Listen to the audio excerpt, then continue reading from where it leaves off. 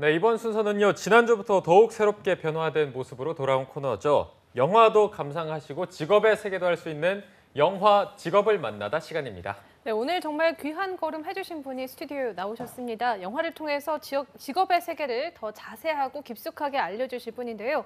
예술인문학자 이동섭 교수님 나와 계십니다. 네, 안녕하세요. 네, 안녕하세요. 네. 네, 지난주에 첫 방송 하셨는데 네. 하고 나서 좀 어떤 기분이셨어요? 영화를 좀 색다르게 본다 그럴까요? 네, 직업을 중심으로 영화를 보니까 기존에 분명히 본 영화인데 좀 새로운 면이 다시 보이는 그런 또 색다른 즐거움이 있었습니다. 네. 네, 오늘도 교수님과 함께하는 영화 직업을 만나다 정말 저도 기대가 많이 되는데요. 본격적으로 영화 속 직업의 세계로 빠져보도록 하겠습니다. 네. 오늘은 어떤 영화를 좀 준비해 오셨나요? 사실 지난주에는 이 미술품 보건사라는 직업이 굉장히 낭만적이긴 하지만 좀 드문 직업이잖아요. 그렇죠. 그런데 오늘 준비한 직업은 아마 많은 사람들이 이제 관심 있고 아마 또 최근 몇 년 사이 한국 사회에 이렇게 엄청나게 이제 또 인기가 생긴 바로 그런 직업인데 바로 요리사에 관한 영화입니다. 2015년도에 만든 더 셰프라는 영화고요. 그 영화 안에서 당연히 제목이 더 셰프니까 이제 요리사가 주인공이고 그 주인공을 통해서 요리의 이야기가 펼쳐지는 그런 영화입니다. 네, 이게 제목만 봐도 이 직업에 대해서 굉장히 자세히 알 수 있을 것 같은 느낌이 드는데 네. 이게 어떤 내용으로 좀 이루어져 있습니까? 딱 한마디로 하자면요. 천상천하 유아독존 이런 캐릭터의 남자 주인공 아담이 있는데요. 네. 그는 이제 아주 어린 나이에 파리로 건너가서 아주 유명한 셰프 밑에서 이제 그 요리사의 경력을 쌓습니다. 그래서 성공을 했는데 너무 이른 나이에 성공을 해서 그럴까요? 약간 자만하고 오만했던 게 있었죠. 네. 그래서 주변 사람들한테 너무 많은 상처와 피해를 준 거예요.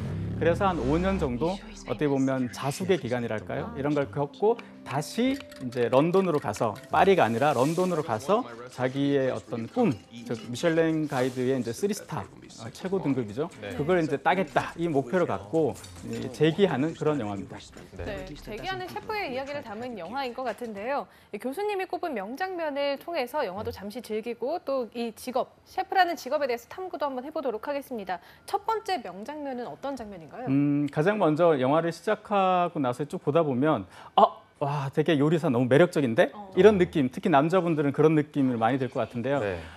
이 아담이 런던에서 사람들한테 약간 예전에 알던 사람들한테 상처를 줬다 그랬잖아요. 네. 그래서 약간 홀대 같은 걸 받아요. 그래서 이제 집도 절도 없이 쫓겨나서 길거리에 떠도는데 네. 그러다가 길거리에서 음식을 파는 어떤 셰프, 젊은 요리사를 알게 되고 그한테 이제 자기 집에 좀 재워달라 이렇게 얘기하는데 여자친구가 좀 불편해해요. 네.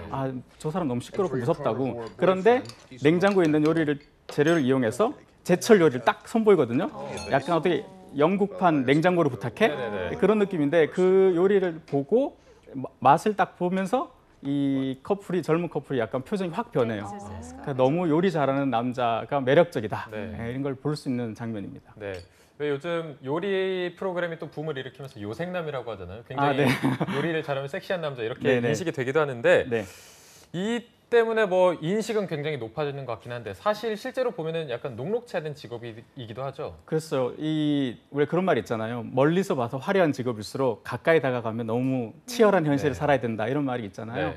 근데 사실 이 요리사도 굉장히 이제 이렇게 예쁘고 맛있는 요리를 만드니까 되게 우아한 직업 같지만 사실 영화 전체를 봐도 굉장히 약간 뭐랄까요?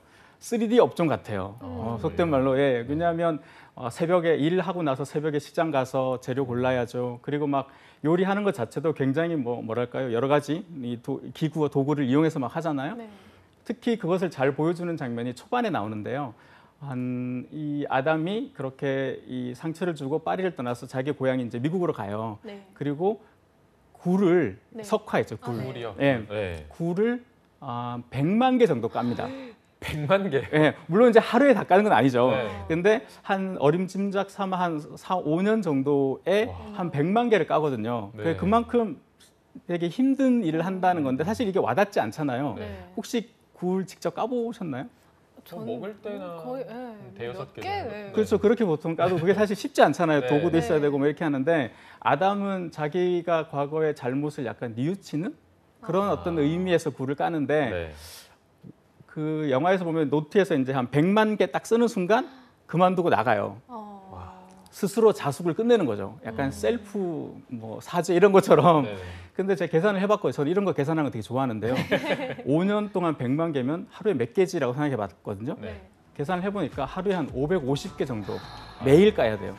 근데 하루도 그만큼 그러지 않고 네. 550개를. 그래야 이게 채워지는 거거든요. 네. 그만큼 자기가 이제 반성도 했고 그런 걸 알려주는 동시에 굉장히 요리사라는 직업이 실질적으로 굉장히 힘들다 이런 걸 이제 보여주는 장면이기도 합니다. 네.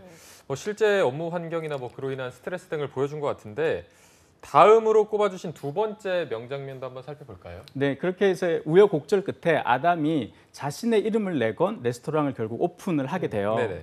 근데 이 악당들은 좀 그런 면이 있잖아요. 굉장히 실력은 좋은데 성격이 괴팍한 사람들의 또 공통점이긴 한데 자기 성질대로 모든 게 다 되어야 되잖아요. 네. 그렇죠. 근데 요리사라는 것은 이 셰프는 특히 나 혼자 요리 잘하는 것은 크게 또 의미가 없거든요. 자기가 요리 잘하는 것뿐만 아니라 이 뭐랄까요, 이 다른 주방장 다른 셰프들도 요리를 잘하게 하는 것도 되게 중요한 이제 재능인데요. 네. 이 아담은 좀 그런 면이 이제 부족해서 처음엔 레스토랑을 열고 막 다그쳐요. 사람들을 막 다그쳐고 특히 요리가 마음에 안 들면 접시채로 막 던져버리거든요. 아이고.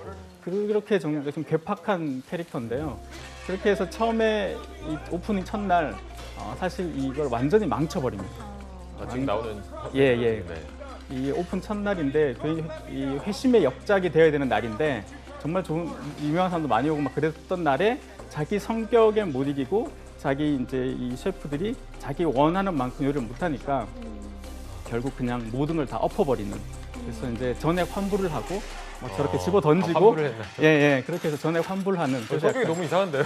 예, 그러니까 좀 순화된 장면인데요. 그래도 네. 영화에서 보면 더 극단적인 장면도 물론 나옵니다만, 정말요? 예, 이렇게 좀 그런 면이 부각되는 장면인데 그러면서 뭐랄까요? 자기 이렇게만 끝나면 좀 쟤는 성격 이상해 이런 느낌이잖아요. 네. 근데 왜 저렇게 하냐면 자기는 요리를 그 다른 동료에게 물어봐요. 너한테 요리가 뭐냐? 이렇게 하니까 뭐 그건 사랑이다 이렇게 얘기하거든요. 그랬더니 아담은 그게 아니라 나는 내 요리가 뭐 마치 뭐랄까요? 내 음식을 사람들이 갈구하게 만들고 싶다. 그래서 먹는 게 아깝게 만들고 싶다. 네. 이렇게 약간 마치 예술 작품처럼 그러니까 그런 생각을 가졌던 사람인 거죠. 그렇다 보니까 저렇게 완벽주의를 꿈꾼 것 같아요. 네.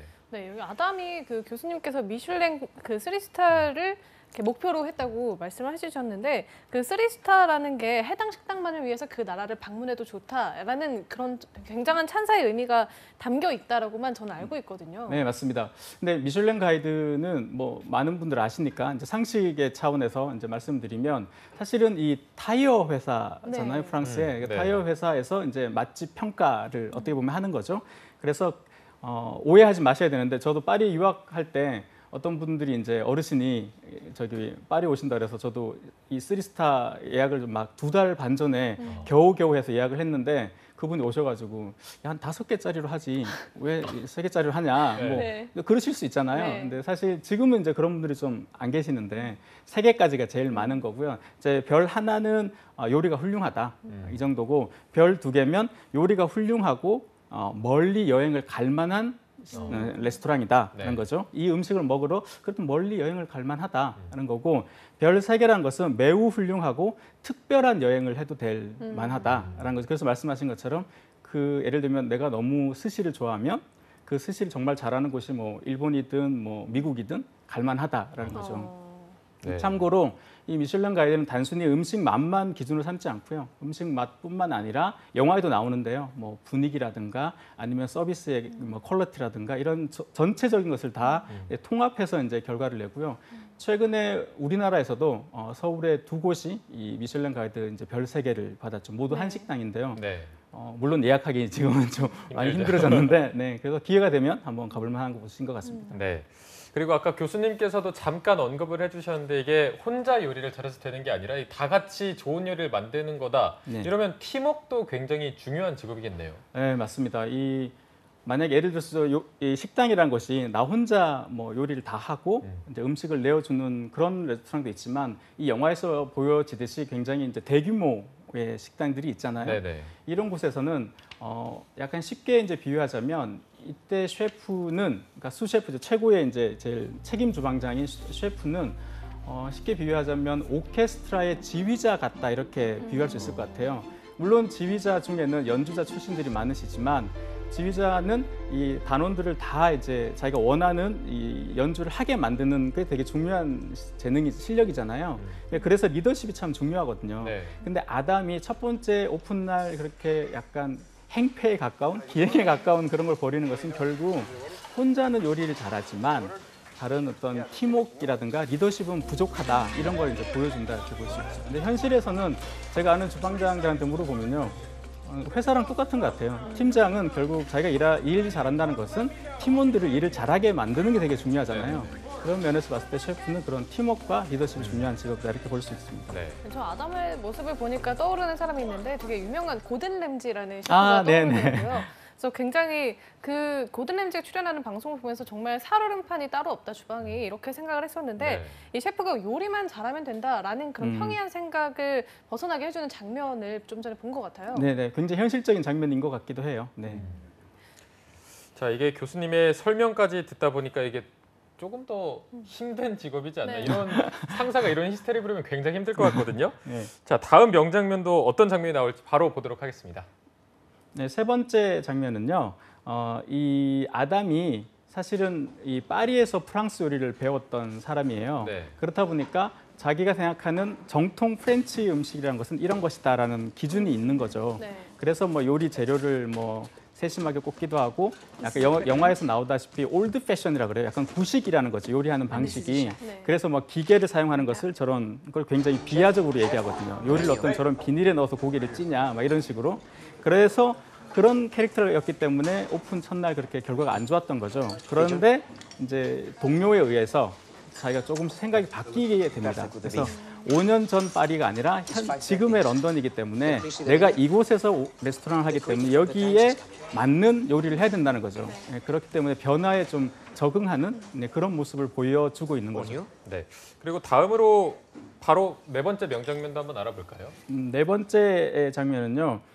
이렇게 해서 이제 아담이 다시 레스토랑을 오픈한 가장 큰 이유는 미슐랭 가이드에서 별 3개가 받는 게 목적이었거든요. 네. 그래서 그 미슐랭 가이드의 사람들이 실제로 와요, 식당에. 근데 네. 이걸 물론 알려주고 오지 않거든요. 그런데 어떤 전형적인 방식들이 있다고 합니다. 여기서 남자 두 분이 오셨는데 네네. 주문할 때도 한 명은 메뉴, 한 명은 단품, 뭐 한 명은 또 와인, 한 명은 또 물. 그리고 약간 포크를 소리 없이 바닥에 내려놓고 이런 여러 가지 이제 코드들이 있다고 영화에서 밝히는데요. 그런 분들이 오시는 거예요. 그랬을 때 아담은 과연 어떻게 할 것인가? 물론 이 영화를 쭉 보다 보면요. 예전에 아담이면 당연히 자기가 막 한다고 다른 셰프 다 비켜, 내가 다 할 거야. 내가 해야지만 제일 잘할 수 있어. 막 이렇게 할 것 같은데 영화 후반부의 아담은 좀 변화가 되어 있습니다. 자기가 변무된 아담은 그렇다기보다는 그냥 뭐 평소 하던 대로 하자 뭐 이런 식으로 약간 바뀐 거죠. 네. 네. 자, 그럼 저희가 시간상 마무리를 하기 전에 셰프가 되려면 어떤 자질을 갖추어야 하나 한번 짚고 넘어가 보도록 하겠습니다. 자, 셰프들이 대부분 채용되는 호텔이나 레스토랑 전문 식당은 채용 시 응시 자격을 전문 대학 이상의 조리 관련 학과 졸업자로 제한할 때가 굉장히 많다고 합니다.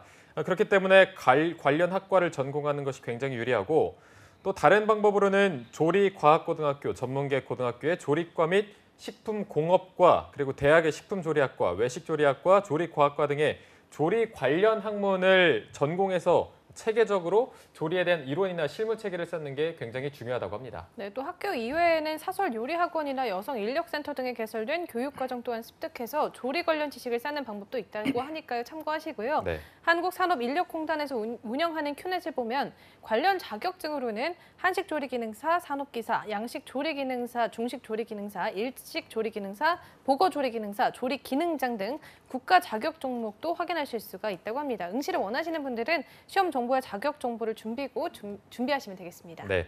자, 그럼 저희가 마지막으로 셰프를 꿈꾸는 취준생분들에게 교수님께서 한 말씀 해주신다면 어떤 말씀하실까요? 이 영화를 보면요. 아담이 혼자 너무 잘났지만 결과적으로 한 그 사람한테 실력이라는 것이 변화에 능동적으로 유연하게 잘 대처할 수 있는 능력이 결국 실력인 것 같아요. 그래서 취업을 준비하시면서도 너무 자기 거를 고집하지 마시고 좀 변화에 맞게 이렇게 적절하게 잘 대응하시는 것도 좋지 않을까 이렇게 생각됩니다. 네. 네, 주어진 상황에 잘 대응하는 게 셰프의 한 미덕이라고 생각이 되는데요. 오늘 영화 직업을 만나다의 두 번째 시간도 예술인문학자 이동섭 교수님과 함께 해봤습니다. 다음 주에는 어떤 직업이 소개될지 또 많은 기대 부탁드리고요. 오늘 수고해주신 이동섭 교수님 감사합니다. 고맙습니다. 감사합니다.